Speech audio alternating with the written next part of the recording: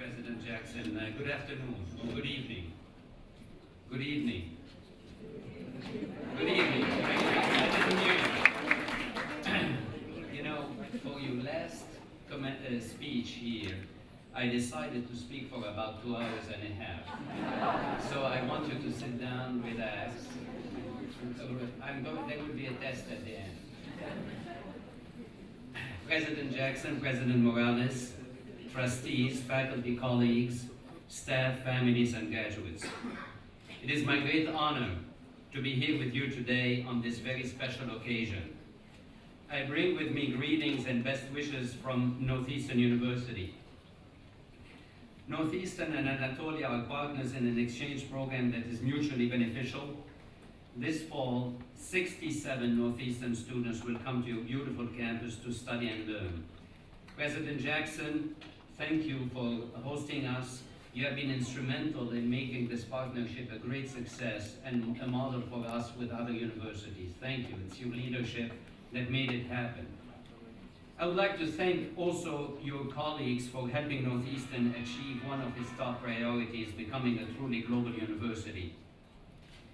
As an educator, it is both inspiring and humbling to be addressing you here in Thessaloniki, a city with a commitment to education that dates back to Aristotle. When people come to Greece, they often focus on its glorious past. After all, this nation is the birthplace of so much that defines the Western world.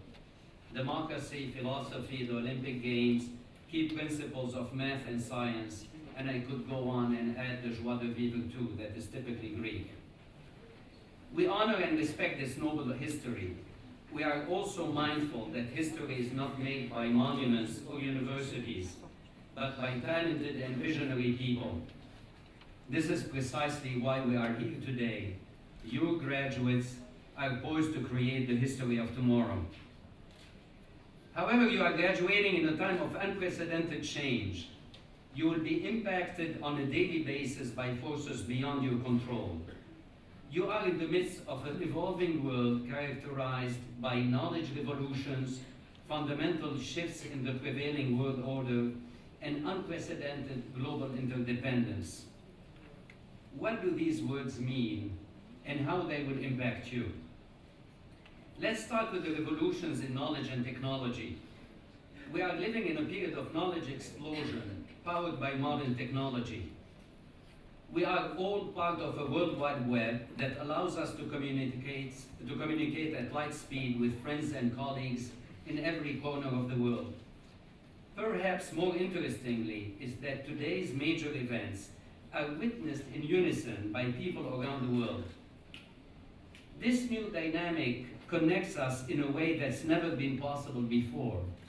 Such shared experiences bridge divides and bring people together behind common goals and aspirations. The current revolutions in technology are doing much more than facilitate worldwide communications. New fields are being invented as we speak. You know some: nanotechnology, cloud computing, genetic engineering. These new fields promise to bring advances in everything, from medicine to manufacturing to public safety. And of course, they hold the promise of solving future problems that we have yet to identify or comprehend. Alongside these advances in technology, we are seeing large-scale political shifts that reshape the global landscape of conflict and cooperation. There was a time when our world was largely and neatly divided into two camps, East and West. The ideologies were clear, and so too were the dividing lines. But today the lines are blurred and constantly shifting. Communism has crumbled. Over the past year, we have seen unchecked capitalism severely tested. We have transitioned from a world stage with defined actors on predictable pathways to a more elusive dynamic. Today, the stage is constantly shifting, and the actors are changing roles in the middle of the story. The crumbling of barriers has brought about a new global dynamic, one that is characterized by shared interests. There was a time when individual nations managed to wall off their economies. These days are over. If the current downturn shows us anything, it is that economic forces cannot be confined to a single nation or continent. Financial markets and the daily operations of global commerce are completely interconnected. The demand for steel in China has direct impact on building projects all around the world, and the price of oil affects the cost of goods and services in every nation, city, and village. Beyond economic forces, there are also powerful environmental impacts that transcend borders and oceans. The destruction of tropical forests in the Amazon altered the climate in your country and mine. There are shifts in migration patterns. For the first time in human history, the number of people living in cities exceeds the number of people living in rural areas. These shifts have tremendous implications, including the need to reshape public health policies, modernize our infrastructure, and dramatically improve public education. Let me be clear. Interconnectedness does not mean that the world is flat. Do not believe that the world is flat. Globalization does not mean global uniformity, thank God. The world still contains a wonderful diversity of cultures, approaches, and beliefs. Differences between and within nations are still substantial. There are entire countries that have very limited access to healthcare, modern technology, and much of what we all take for granted. As a result, the citizens of these countries have limited opportunity. Within nations, there remain substantial disparities, particularly between urban and rural populations. According to research by the World Bank, almost half the world, about 3 billion people, live on less than 2 euros a day.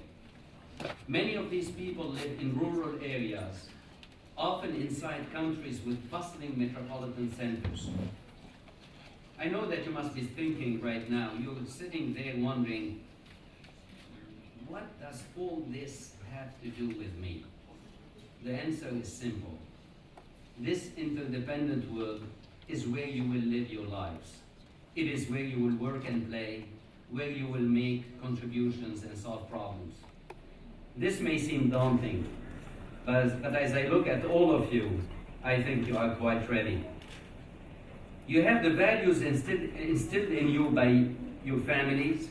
You have the great education you received here at Anatolia, an education that is foundational and provides more than static knowledge. You have learned how to think and how to navigate the unknown. Back at Northeastern University, we say that our primary mission is to educate students for a life of fulfillment and accomplishment. These aspirations are not specific to Northeastern students. They are universal. I wish this life for each of you. I would like to share with you 4 guiding principles that have anchored me on my personal journey. First, embrace change. Make it your ally. My personal journey allowed me to live, work, and learn on 3 continents. This forced me out of my comfort zone. At times, this experience created anxiety, but ultimately, it taught me to embrace the diversity of challenges and opportunities that life presented me. You know that your life expectancy is now calculated to be around 100 years. This means that beginning today, you need to plan for roughly the next 80 years.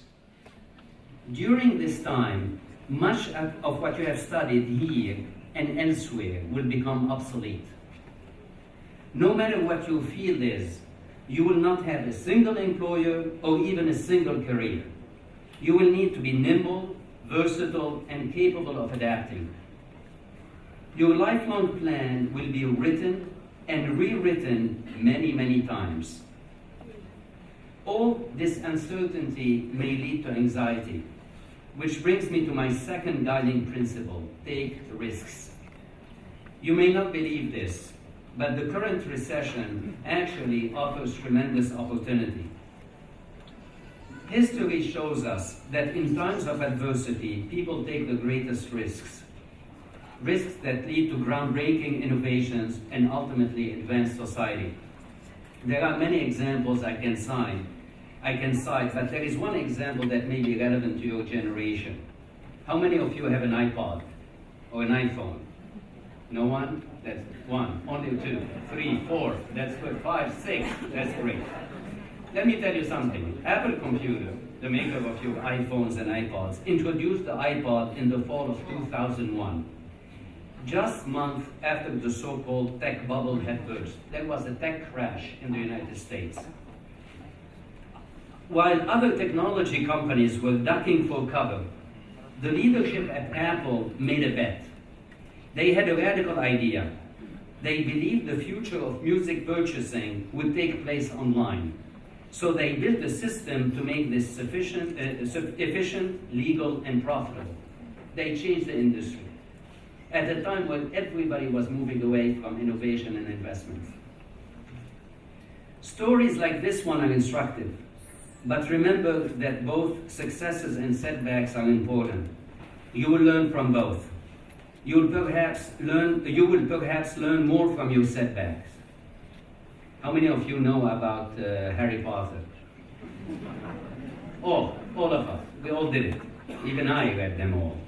One of the best-selling authors in the world today is J.K. Rowling, creator of the Harry Potter series.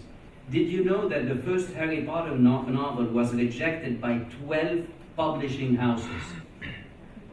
She finally sent it to a publisher who let his 8-year-old daughter read the first chapter.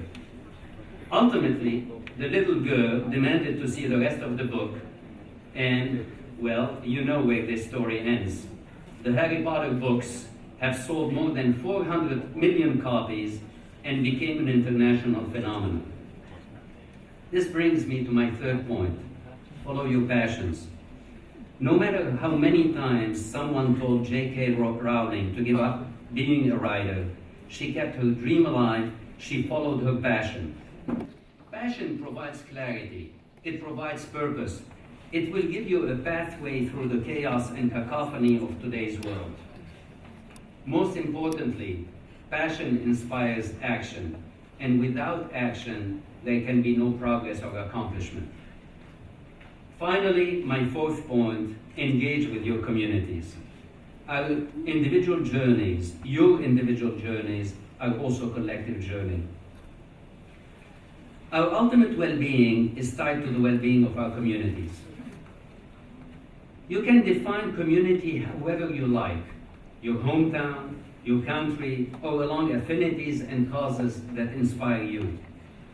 I can assure you that your personal fulfillment will be complete if you can commit your passion to something larger than yourself, if you can find the harmony that comes from knowing that our individual destinies are linked to the destinies of those around us.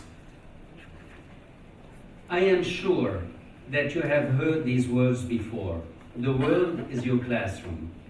Beginning today and for the rest of your lives, I hope this phrase always rings true for each of you. Never stop learning about this world, for it will be the scene of your lifelong journey. The degree that you're receiving today is not the end of your education. It is your launching pad. And as your great Greek philosopher Socrates said, education is the kindling of a flame, not the filling of a vessel. Let me repeat it. Education is the kindling of a flame, not the filling of a vessel. May you kindle that flame in your hearts from this day forth. I wish you Godspeed. Thank you.